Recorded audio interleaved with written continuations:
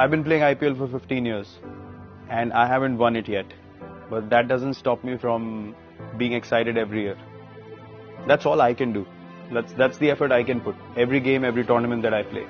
If we win, great. If we don't, I'm not gonna go to my grave thinking, oh, only if I'd won the IPL I would have been a happy man dying. It doesn't happen like that. I mean, so always think about the opportunity you have rather than how bad it is right now. There's always a flip side to it and it could always be worse than this. And the fact that we haven't won the IPL, I still feel we have the best fans in the world. Only because we were always committed every game that we played for RCB, and that has been the most special thing for our fans. Now when they see us, the smile on their face tells me that they believe in our commitment for the team, and that's all we could have given them. There's no guarantee of giving the fans a cup every year, but there's a guarantee of giving you 110%. And that's all you all can strive to do.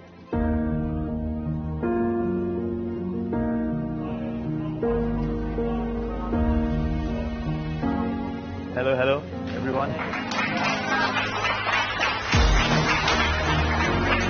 How are you? How's everyone? It's been a challenging season, for sure, and someone who's been at RCB for 15 years, I've seen many challenging seasons, and I can kind of understand the pressures that you guys must be feeling, because a lot of expectations in big league tournament, but I think it's an honor as well. It's a privilege to have that situation in front of you. And yeah, we've had a similar situation. I think it was 2019. We lost 6 in a row, and I clearly remember that after we lost the 6th game, we had a get-together in the evening, and I walked in. I was the captain, so I was completely gone. I couldn't feel anything. Like I didn't recognize myself. I was like, I had no belief left whatsoever. And I walk into the post-match get-together, and the first person I see is AB. And I walk in, and he walks to me, and we stand face to face, and all we are doing is, like, we never lost 6 games in a row in our lives, and we played 15 years of international cricket, almost together at the same stage. So, unexpected things can happen, unfortunate things can happen, but the reason why I'm here is there is still hope. Right? There is a 1% chance, and sometimes that chance is good enough. But what matters is what you guys think about that 1%. Are you willing to give absolutely everything that you have in tonight's game to make that 1 into 10 and then grow that 10 into 30, and eventually something magical might come out of it. Even if nothing happens post these 3 games, the chance to walk away after the 3 games with your head held high is sometimes more important than reaching a knockout stage of a particular tournament. Sometimes we only think of the results that we really want, which is short term, but what these 3 games can actually do is build a lot of character for you guys, because it's just the first season. And regardless of what happens, if you make it, trust me, you're going to have the time of your lives. I mean, it's very evident, right? You can sense it. If you turn this around, then when you come out of this, you'll have much more confidence, belief, faith. All those things are a given. But even if that doesn't happen, and even if the results don't go your way, if all of you very honestly can walk out of the field from the 3rd game, looking at each other in the eye and say, did I give 100%? And if the answer is yes, to each one of you, then I think you've gained something which is very special. And the results will follow when they have to, and if they have to. Because the reality of the situation is there are 4 more teams playing this tournament. It's not just you guys. Something that I've found it very hard to process in my career because out of competitiveness. I wouldn't accept the opposition winning at all, but I forgot they're human beings as well, wanting to win maybe more on the day than me, if not as much. So there are so many factors that we tend to forget under pressure situations. But I just hope that you all can embrace this situation with grace, belief, integrity, and more than that, have with a lot of self-esteem. Have respect for yourselves as individuals who are selected because they are obviously good enough to be here. I'm saying this because the time that my captaincy tenure was coming to an end here, I was left with no belief.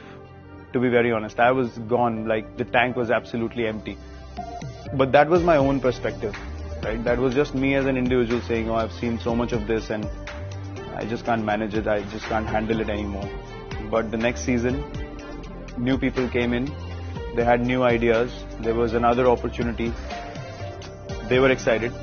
Maybe as an individual I wasn't that excited, but they created the energy. We reached playoffs 3 years in a row, and now we start every season with the excitement that there was before.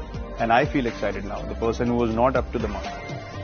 So it's a collective responsibility. If someone's feeling down as well, the others can pull that person up. We've all done that at some stage in our career, but to be excited to do that under pressure when so many people are watching, not just in the stadiums but on TV, at home, family members are watching. What an opportunity to win the game for your team, when no one's believing in you.